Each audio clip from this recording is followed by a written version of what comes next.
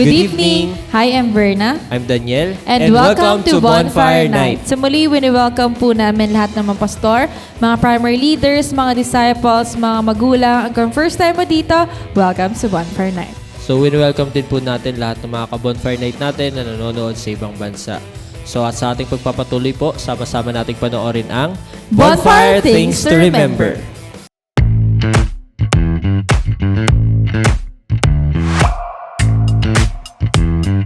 Here are your bonfire things to remember. Bring your notebook, Bible, and ballpen. Open your heart to the message. Hashtag Puspus Yarn. No unnecessary activities while watching. Hashtag multitasker. Wag ganon. Focus on the message through our speakers. No? Kasi kung makikita natin, ang gaganda ng promise. Ang gaganda ng Hashtag promise. focus ka lang. Invite and tag your friends. Be a blessing. Hashtag friendship goals. Engage by sharing your thoughts and leave comments below. Respond to the message and take action. Oh, huwag kalimutan mga ka-bonfire ha. Paalam!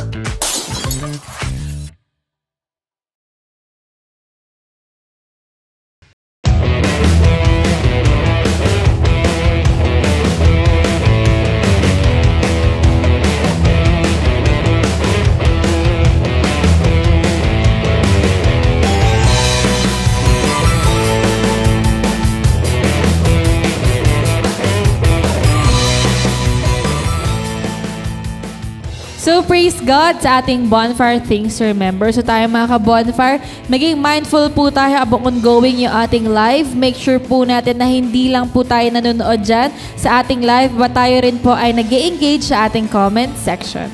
Amen to that. At sa pagpapatuloy po ng ating gawain, nanyayahan ko po ang bawat isa na tayo ay tumayo. Samahan po natin ang ating CGS Philippines Worship Team sa pagpupuri sa ating Panginoon.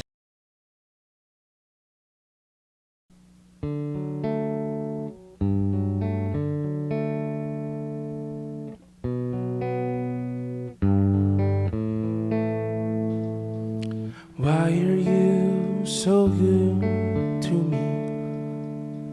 Why are you so good to me? You must see a treasure hidden underneath. Why are you so good to me? This is more than I deserve. This is more than I deserve.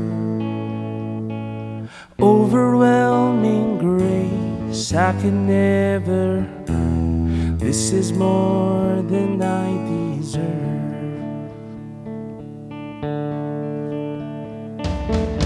In the morning I will sing of how you love me. In the evening I will bless your name. It's amazing when I think of the way you save me. Every breath I breathe is for your praise.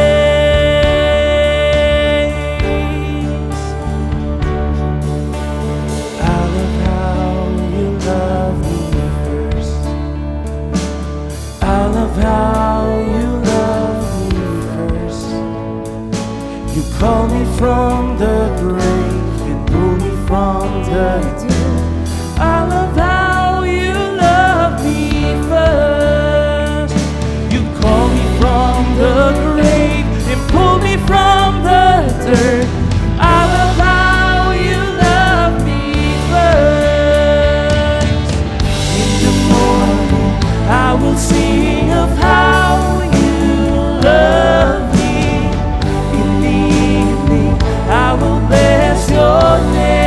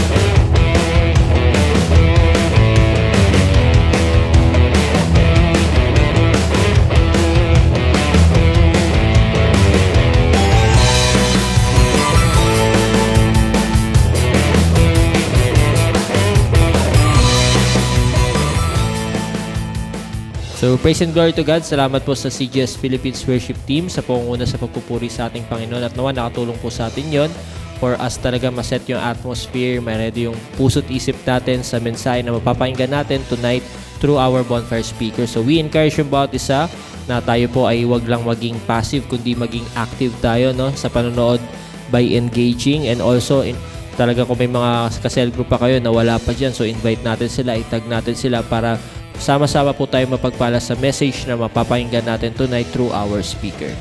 So for our speaker for tonight, so she is one of the primary 12 of CGS Las Piñas, a leader of leaders, a life class teacher, part of music and media team, and a professional. Let's welcome Tracy Lewis Sim.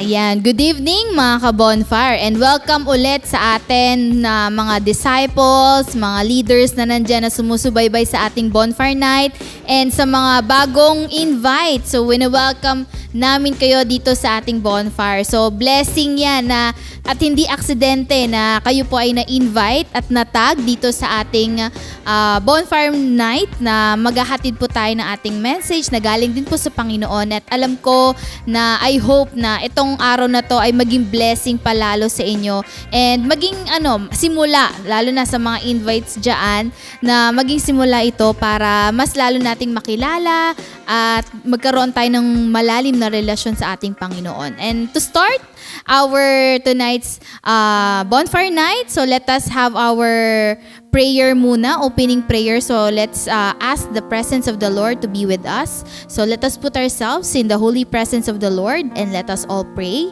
We praise you, Father God. Lord, maraming salamat, Panginoon, sa araw na ito. Thank you, Lord, for this day. Thank you for giving us the opportunity to be in your midst. Lord, I know that you are here with us. Your presence is here with us. That's why, Lord, I pray, hawakan mo. Ikaw po ang Panginoon ang kumilos sa bawat isa. And I pray also na guide me as your instrument, Lord God, as I deliver your word, Lord God, na ikaw po, Panginoon, ang makita sa aking buhay at ikaw po, Panginoon, na mag-speak sa bawat isa. And Lord, anuman yung mga distractions na nararanasan namin, Lord, we declare, alisin mo ito, Panginoon, at kayo po ang manguna. Let your peace, Lord God, and let your protection be upon us, Panginoon. Marami pong salamat, Lord, at sa inyo namin binibigay ang kalwalhatian at kapurihan sa dakila mong pangalan, Jesus, na aming Diyos at tagapagligtas. Amen and amen. Ayan. So, praise God po. So, now, I want to invite everyone na buksan po ang ating mga Bible sa Philippians 3:13-14. Ayan. So, Philippians 3 verse 13-14. So sabi po dito, brothers and sisters, I do not consider myself yet to have taken hold of it. But one thing I do, forgetting what is behind and straining toward what is ahead. I press on towards the goal to win the prize for which God has called me heavenward in Christ Jesus. Ayan. So, praise God sa ating Word of God, no? So, syempre, before we start, so meron lang po akong tanong. Sino dito yung mga nakaranas maglaro or naglalaro? Ayan. Or pwedeng online games, pwedeng mobile games, RPG man yan, or whatsoever, Nintendo ba yan, o ano man yan. So, sino dito naka-experience sa mga mga mas ma-ahead sa atin, mga dati, Game Boy, no? So, maraming different kinds of games, traditional games, ayan. So, and ngayon, of course, sa generation natin, madami sa atin dito, lalo na mga kabataan, aminin, no? Sinong hindi dito naglalaro? Siyempre, lahat naman tayo na-experience natin maglaro. Lalo na talamak ngayon, mga online games, di ba? Tama ba? Sabi nyo nga dyan, amen. Pero, tanong ko, at totoo ba na kapag in-game kayo, di ba? Siyempre, sa games, di ba, sa mga laro, di ba, may mga challenging moment dyan.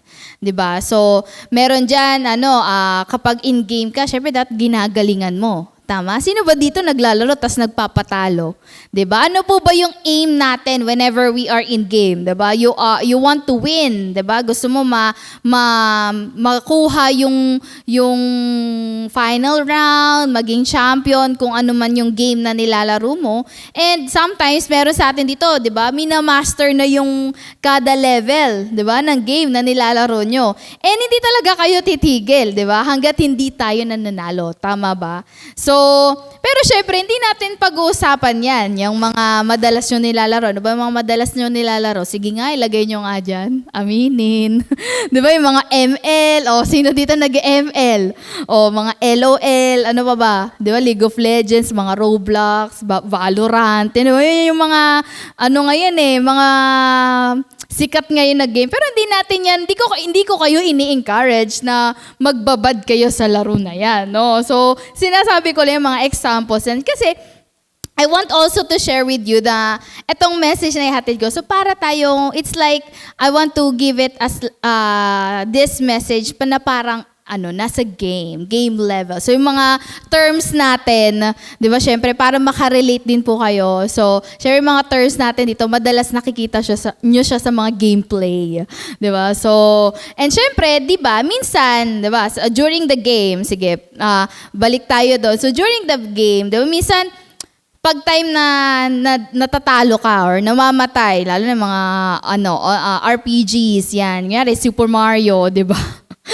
Sobrang tagal na, 'di ba? So, pero uso pa din 'yun ngayon, 'di ba? So, kunwari pag natalo ka, 'di ba, hindi ka naman tumitigil, 'di ba? Sino dito kapag na-game over or namatay dun sa game, tapos isang beses lang, titigil na siya, ayoko na maglaro, talo naman ako 'di ba? Hindi naman tayo isang beses lang talo agad, 'di ba? Anong gagawin natin? Syempre, anong gagawin pag na-game over ka, tapos may pagkakataon ka, 'di ba? May lalabas dun sa gameplay na you want to continue or you want to restart the game, 'di ba? Lalo na sa mga saving point, 'di ba? Yung mga saving point, babalik ka sa starting point ulit. Pero yun nga. So madalas sa atin, di tayo nag-quit, 'di ba? Instead, we click restart.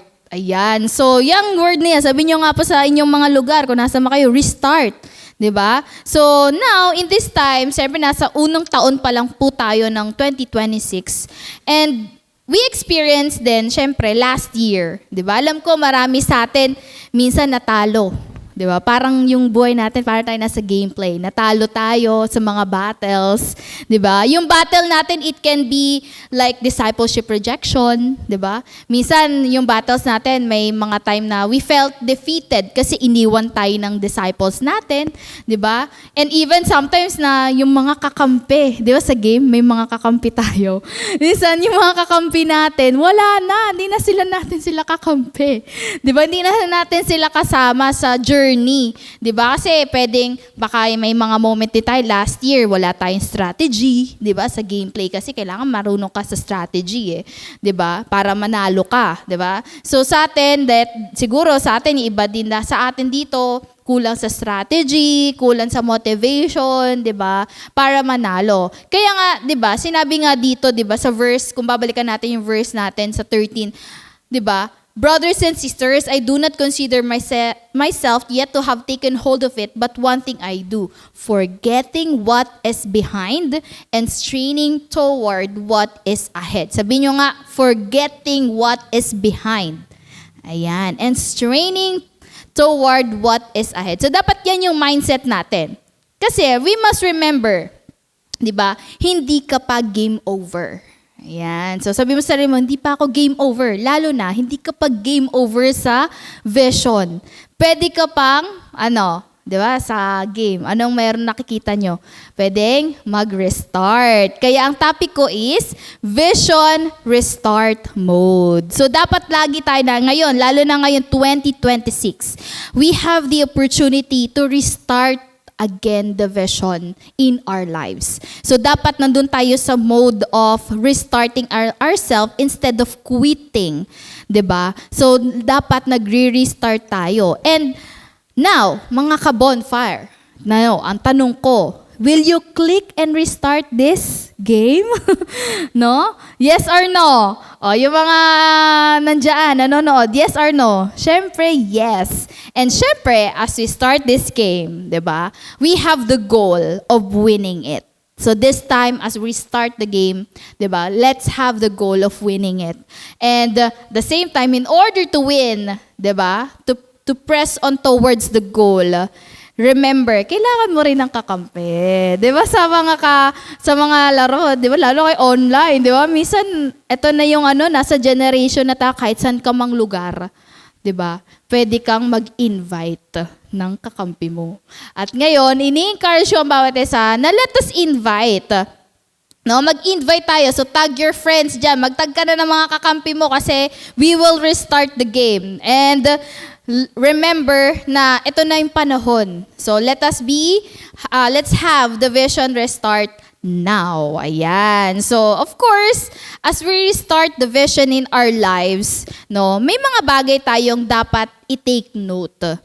'Di ba? So as we start this gameplay called winning the prize of the for the vision, kailangan number 1, 'di ba? Revive and select. Ayan. So 'di ba kapag namatay ka sa isang game, di ka naman magko-quit, ayoko na maglaro.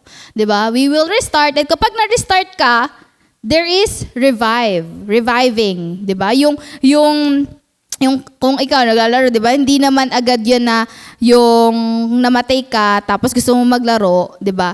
Andun yung kalahati agad yung buhay mo. 'Di ba? Minsan pag na-revive, puno agad 100%, 'di ba? Yung lifespan mo, big sabihin, nire-revive mo yung mga bagay na nagpapatatag sa iyo in order for you to win the prize. And sabi ko nga dito, minsan tayo last year, meron dyan mga muntikan na mag-give up na para bang ayaw mo, gusto mo na mag-quit. Pero kapatid, mapalad ka't narinig mo to. Kasi the Lord God is very faithful to us. At hindi niya hinayaan na mag-game over ka, na mag-quit ka. Instead, He gave you the power to restart and be revived. No? So, ano ba yung mga bagay na dapat mong i-revive sa buhay at i-select mo sa buhay mo? Hindi naman kasi pwede na bumalik ka, mag-restart ka ulit, tapos i-select mo ulit yung mga bagay na nagpahina sa'yo. 'Di ba? Siyempre, pag na-revive ka, na-restart mo, alam mo na, hindi to pwede, hindi ko to kaya kukunin kasi ito yung nagpapahina sa akin, 'di ba? So you will select something that will help you to win the prize. So ano ba yung mga dapat mong i-revive at i-select? Your devotional life, 'di ba? Your prayer life, your cell group life, your OVE journey, 'di ba? Yan dapat yung mga nire-revive mo. 'Di ba? At sineselect mo. Minsan kasi tayo last year, we tend to neglect those things. Hindi natin, instead na yan yung i-select mo sa buhay mo, hindi mo na siya sineselect, 'di ba? Nineneglect mo. Instead na i-select, nineglect, 'di ba? So, ano nangyari? Nanghina. Ano nangyari? Namatay. 'Di ba? So, natalo na. 'Di ba? So, hindi dapat nating hayaan na yung mga bagay na yun, yung mga bagay na naghihinder sa atin sa vision, yung mag-take over sa atin. Instead, sabi nga ni Pastor, 'di ba, sa mga previous lesson na hinatid niya sa simbahay, 'di ba, hindi naman masama to say no, 'di ba? And to say yes to the things that helps you para dun sa vision ng Lord, 'di ba? So kaya nga hindi masamang mag-select, 'di ba? Maging selective. 'Di ba? Maging selective ka sa mga taong kasama mo, 'di ba? Na ito bang kasama ko, parehas ba kami ng vision? Ito bang mga pinupuntahan ko, will it give me the fire that I need in order to do the vision of the Lord? 'Di ba? Hindi po masamang mag-select. Kaya hindi po masamang tumanggi sa mga bagay na naghihinder sa iyo sa growth and multiplication mo. 'Di ba? Sabi nga dito, tanggihan ang mga bagay na naghihinder sa atin sa vision and piliin yung mga bagay na may improvement ka, 'di ba? Yung makakatulong sa iyo, 'di ba? So tandaan natin, kalaban lagi, 'di ba? Yung kalaban lagi gusto niya pahinain ka, 'di ba?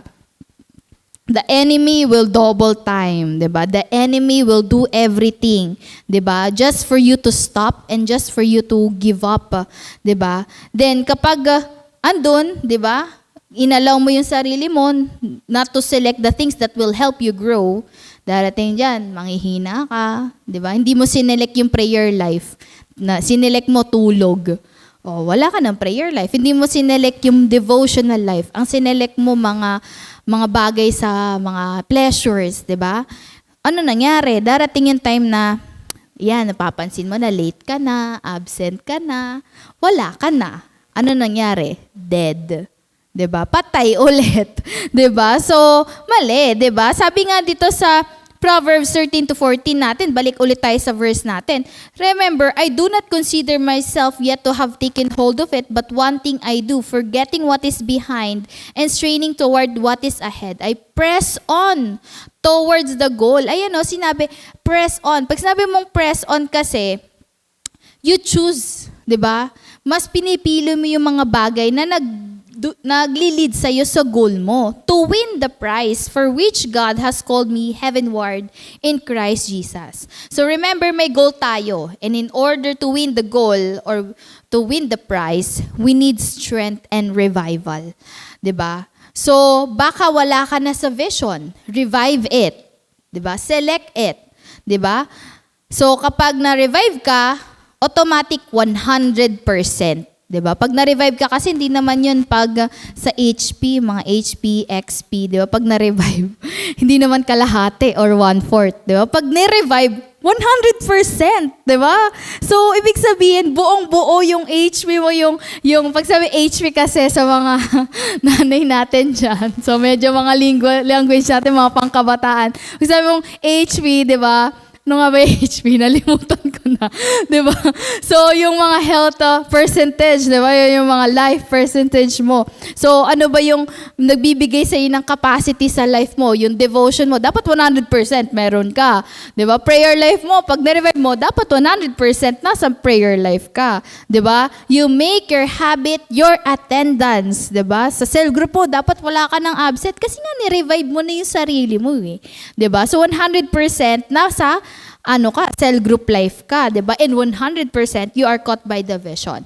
And I know sometimes, syempre, of course, normal naman talaga na sa journey natin, meron talagang scheme ang mga kaaway natin, 'di ba? Ang kaaway natin just to stop us from achieving our goal.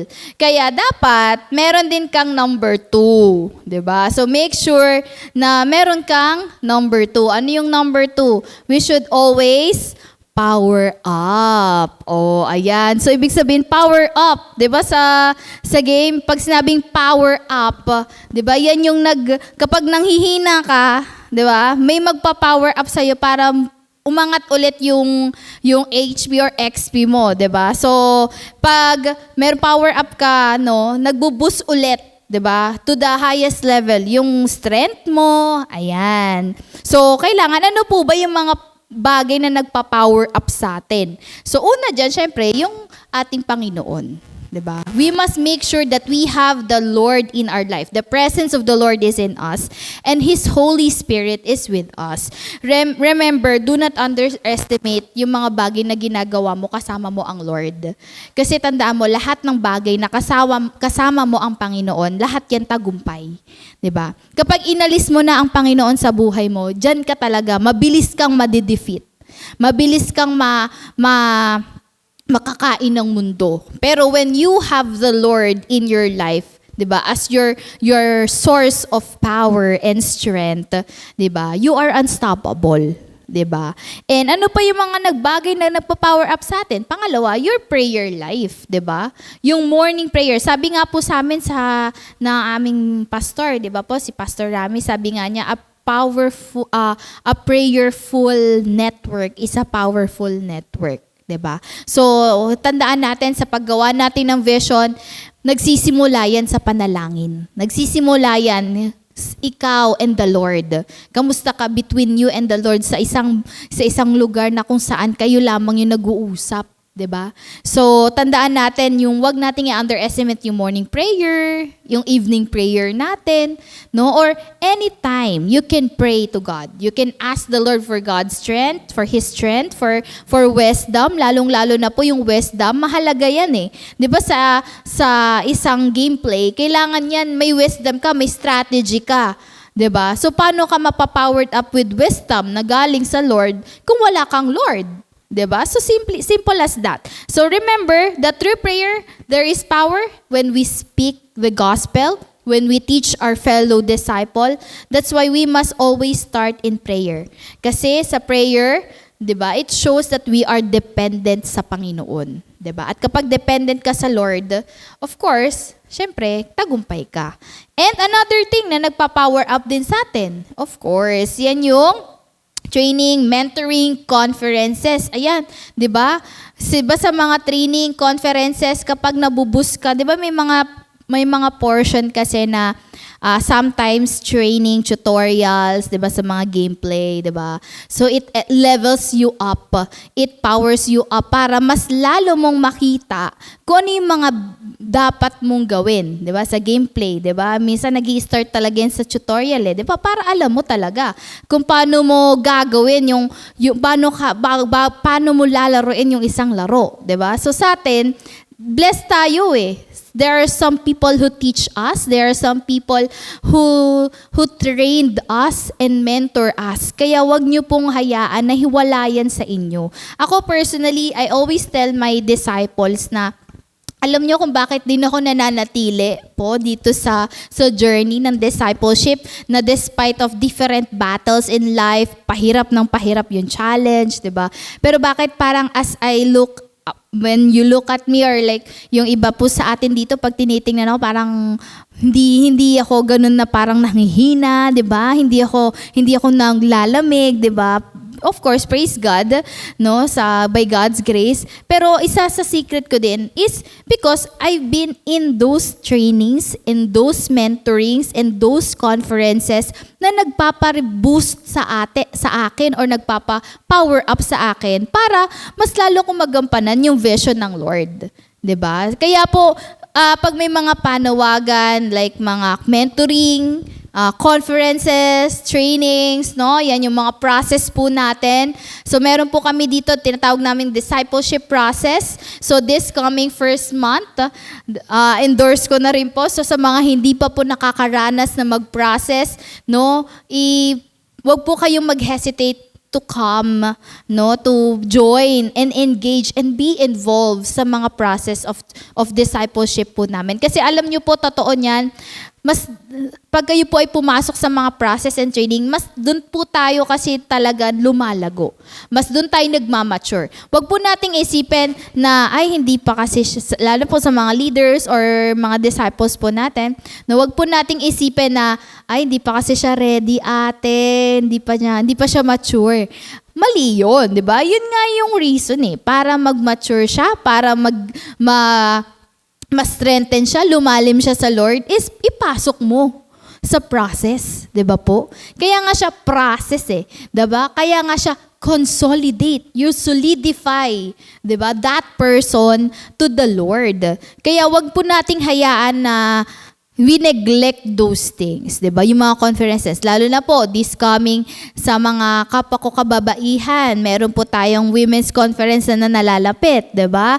And alam ko sa mga kalalakihan din po meron din papalapit na men's conference. So, yung mga ganyang klase na mga conferences, invest on those things. What is a few few cash or few finances lang na ibibigay mo kung ang balik naman nun is for lifetime powered up, 'di ba? So remember na priceless yung mga learnings na matututunan po natin. At ako personally, hindi rin naman po ako magiging ganito kung hindi rin dahil doon sa mga conferences na yon. So blessed ako kapag nandyan ako, uma-absent talaga ako pag may mga conferences, o baka may mga nanonood yung mga ka-workmate ko, alam nyo naman yan, di ba? Na uma-absent ako kasi pupunta ako sa conferences, sa trainings, sa mentorings, ayan. So those things is very important for me. Kasi it powers up my spiritual life. So alam ko kayo po mga disciples, and sa mga bago po, no? Sa mga bago naming kakampi dyan, no? Sumama po kayo sa mga ganong klase. Yung nag-invite sa inyo, no, samahan nyo sila, sabihan nyo po sila, tap nyo sila na if you want to join cell groups or if you want to join process, so andyan po yung mga nag-invite po sa inyo, nag-tag po sa inyo to guide you. So wag niyo po yang palagpasin kasi alam niyo po hindi aksidente na kayo po ay natag sa oras na ito. Ayan. So remember, when you say pressed on, sabi nga 'di ba, yun press on, nagpapatuloy despite dun sa mga bagay na nagbibigay sa iyo ng pressure, nagbibigay sa iyo ng challenges sa buhay nyo. So tandaan nyo, remember na priceless po yung mga bagay na yon. So remember, di ba po, kapag may panawagan to be with the people who are on fire, di ba, sumama ka. Di ba po? Kasi parang ano po yan pansin niyo yung isang panggatong, kunyari, example lang siya. Panggatong, di ba yung panggatong, di ba nag-aapoy sila? So anong nangyari? Kaya kukuha ka ng another panggatong. Pag sinama mo sa mga nag-aapoy, magi-stop ba yung apoy? Hindi po, di ba? Kundi mahawa siya ng fire. So, ganun din. So, when you are with people who are on fire, you make yourself on fire as well. You make yourself powered up again in spiritual aspect of your life. So, wag nating hayaan yun. Tandaan natin, remember, na ang kalaban gumagawa din yan ng tactics, 'di ba? Upang matalo tayo at manghina, 'di ba? Minsan. Tapos minsan double time pa yan. Kaya we need to be powered up by God and His presence. And once we are able to do it, we must also aspire to number 3, of course, level up. Ayan. Syempre, 'di ba, saan ka nakakita sa isang gameplay? 'Di ba? Maintenance mode. 'Di ba? Hindi naman 'Di ba? We always aspire to level up in order, 'di ba? Tumaas yung natin, yung level natin para mas lalo tayong maging panalo dun sa game na ginagawa natin, 'di ba? And of course, 'di ba? Kapag gusto natin to win the prize or ang ending is to win, 'di ba? Syempre, remember sa gameplay may mga bagay tayong need na i-level up. 'Di ba? 'Di ba sa gameplay kasi yung mga gears, weapons, 'di ba? Yan yung mga minsan pina-powered up yan at nile-level up yan The more mataas yung level, mas effective gamitin yung weapon na yon, 'di ba po? So, pag mataas yung level mo, mas lalo kang malakas, 'di ba? Ganun po 'yon, 'di ba? So, tayo dito sa journey natin, we are also designed to level up. Hindi ka naman tayo design para maging maintenance mode. 'Di ba? We are designed to win the goal. 'Di ba? And saan ka nakikita? You win the goal pero mababa ang level mo. 'Di ba? Ano mangyayari pag hinayaan mong mababa yung level mo? Dead. Patay ulit. 'Di ba? Eventually yan, mamamatay yan. 'Di ba? Kaya kung hindi mo ile-level up yung life mo, yung devotional life mo, naging maintenance mode ka na lang. Kunyari, yung level mo as disciple, maintenance mode ka, eventually manghihina ka. Eventually magsasawa ka. Eventually hihinto ka. Eventually, game over. 'Di ba? So, wag nating hayaan yon. Remember, we are designed to level up, and the more you level up, the more kang malapit sa championship. So if we want to make our net bigger and to multiply, kailangan nating mag-level up. Kung ikaw ay cell member pa lang, level up. Maging disciple ka. 'Di ba? Pumasok ka sa process, like what I said earlier. So kung ikaw naman po, disciple, nasa process ka na, syempre di ka naman maintenance mode. 'Di ba? You are also need to level up. Now, handle a cell. 'Di ba? Leveling up 'yan Nagle-level up yung yung status mo, 'di ba? As disciple ng Lord, 'di ba? Level up ka to become a cell leader. And kapag cell leader ka na, of course, hindi rin naman 'yan maintenance mode, 'di ba? Na leader ka ng 6 cells, 6 above, 'di ba? Yung or 12 cell members, hindi. You need also to level up and be a leader of leaders. You are not only a cell leader, but a leader of leaders. Wherein, yung cell group mo, no, naging leaders na rin sila. So, go to your next level. Diba? Go to the highest level in order to achieve your goal. And then through leveling up, you are getting higher and the goal is getting nearer. Diba? Then once we do it, darating ang last stage. Ano yung final stage? We will meet the final boss of the game. Diba? So, pero hindi to askalaba, diba? Ang final boss natin sino? Si Lord. Yan, diba?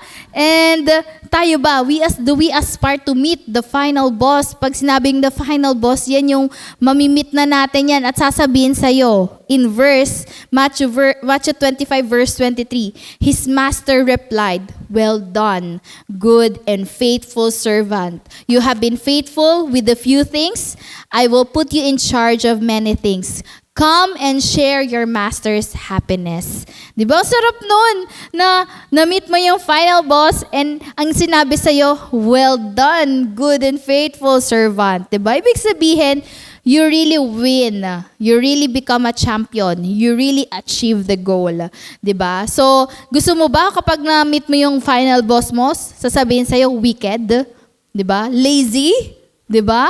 So, wicked and lazy servant, ako ayoko nun. 'Di ba? So, pag nating hayaan na we allow ourselves na dun lang tayo sa low level. Let us level up. Level up your prayer life, level up your devotional life, level up your service to God, level up yourself, 'di ba? Dapat umaangat ka, hindi ka demoted. Napopromote yung level mo pagdating sa paglilingkod mo sa Panginoon. And as we come to end of our etong message ito, so praise God, alam ko marami na sa atin, no? Nag-restart pero ngayon magle-level up na, 'di ba? You are already powered up and you are already revived and you have already selected the things that will help you to achieve your goal. Kaya remember this truth. In conclusion, your life and your vision is not yet game over. And defeat is not the end. Rather, it is an invitation to restart with greater focus, greater strength, and determination. Today, the restart button is in front of you. The vision is still alive, the goal is still ahead, and the prize is still worth pursuing. So press on, run the race, and finish strong. Because in the end, we long to hear our Lord say, "Well done, good and faithful servant." So I hope na ang bawat isa sa atin, wag nating hayaan na hindi na naman tayo mag-level up this year. Let us claim, this year is my breakthrough. Year 2026 is my breakthrough. My leveling up. My champion era. Diba? So I win the goal. Diba? So wag nating hayaan to always make ourselves demoted, but instead level up for God. And as we end, let us have our closing prayer. Ipag-pray natin sa Panginoon. So I'll give you time to pray for yourself. Kausapin mo yung final boss natin. No? Pag i-ask natin, "Lord, tulungan mo ko. Lord, i-power up mo ko." So I'll give you a few seconds to pray. Sige po, pray po tayo.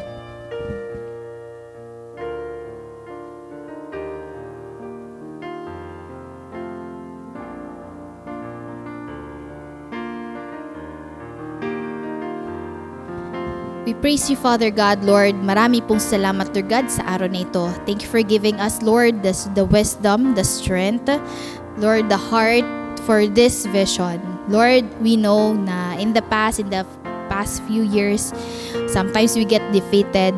We felt everything is game over. But we know, Lord God, you have always been faithful to us. And you have always make us have the opportunity, Lord God, to restart all over again. Lord, we pray, we will not take it for granted, itong pag-restart namin. Instead, as we restart the vision in our life, we declare na we are being revived, we are powered up, and we level up, Panginoon. Lord, ano man yung mga distractions, yung mga scheme ng kaaway. Lord, we declare in Jesus' name, Lord, alisin mo ito. Cover us with your precious blood. Tunawin mo ito, Panginoon, itong mga negativities na to sa pamamagitan ng inyong banal na dugo. And we declare, Lord God, we will do your vision to us. We will declare, Lord God, that we are being used for your kingdom, Panginoon. Marami pong salamat, Lord God, sa araw na ito. And we give you all the praises and glory. In Jesus' mighty name, we pray. Amen and amen. So, praise God po sa mga ka-bonfire kong kalaro sa araw na ito. So, ngayon, let's game on. So, God bless po. Bye-bye po.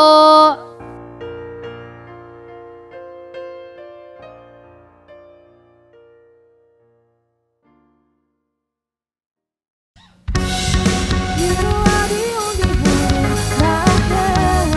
I've chosen you, now my heart is set. Your love is forever and it's my strength, my strength. More than earth should be dreamed. You will sustain me until the end. You are the only one. You are the only one. When you speak, dreams and reality collide. Your word rewrites my destiny. My life finds a new beginning. 'Cause you are my energy.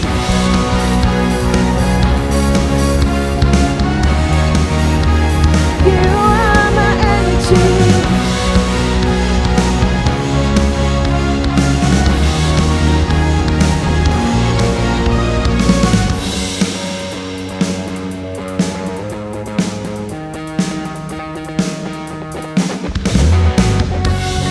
Jesus, your presence is what ignites. Your truth is electric, the source of life.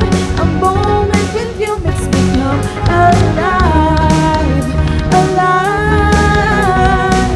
When you speak, dreams and reality collide. Your word rewrites my destiny. My life finds a new beginning. 'Cause you are my energy.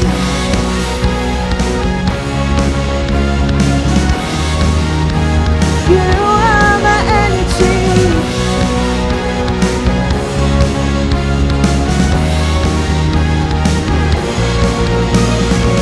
Jesus, you're everything I need and more. I'll follow you till the end. You are my strength. Jesus, you're everything I need and more. Lord, you are my energy. You're the everlasting God. You're the one who holds it all. I can't help but stand in awe. You are my energy. You're the everlasting God. You're the one who holds it all. I can't help but stand in awe. You are my energy.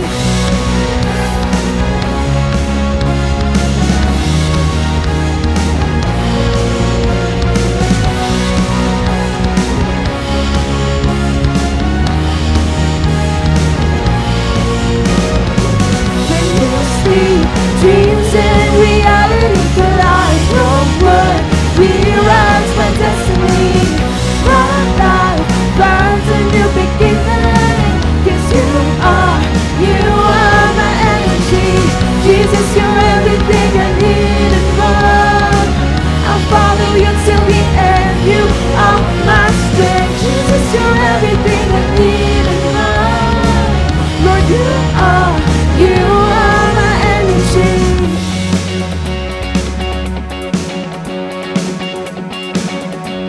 You are my energy.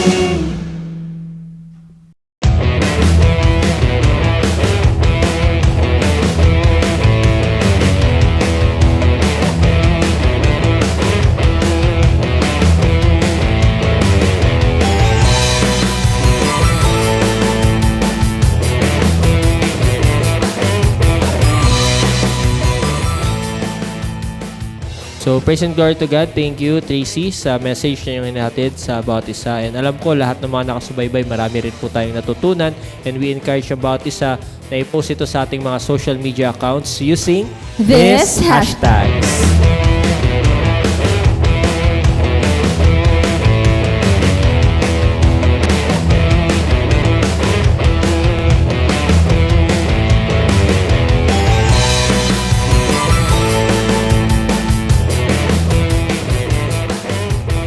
So praise God and salamat po sa lahat na nakasama namin dito sa ating Bonfire Night. Salamat po sa ating mga pastors, mga primary leaders na namomobilize for Friday, sa ating mga cell leaders. And kung invite ka po dito ngayon, so we encourage you po na maka-join din po sa ating mga online cell group. So meron po dyan mga nagko-comment na mga cell leaders, pwede po kayo mag-message or just leave a comment if we want to be a part of our online cell group. So continually, we encourage everybody na patuloy nyo pong suportahan ng ating CJS Philippines Facebook page, ang ating CJS Philippines Bonfire Facebook page, ang ating YouTube channel, TikTok, and Instagram. Yung mga social media sites po natin, maximize natin ito all for God's glory. And sa lahat po ng mga ka-Bonfire Night natin na nakasubaybay ngayong gabi, we encourage ang Bawat Isa na huwag din po tayong mawawala sa ating online simbahay this coming Sunday, 6 a.m. So sikapin natin na live talaga tayo, so huwag nating hayaan ng replay. So once a week lang ito, talagang Sabado pa lang, i-ready na natin yung ating mga sarili. Diba, yung masusuotin natin, ayan, at talagang matulog tayo ng maaga para makagising din tayo ng maaga at makapagpuri sa ating Panginoon. At sama-sama po tayo mapagpala sa message na ihatid sa atin through our Pastor Rami Henares Jr. So, Thank you and God bless.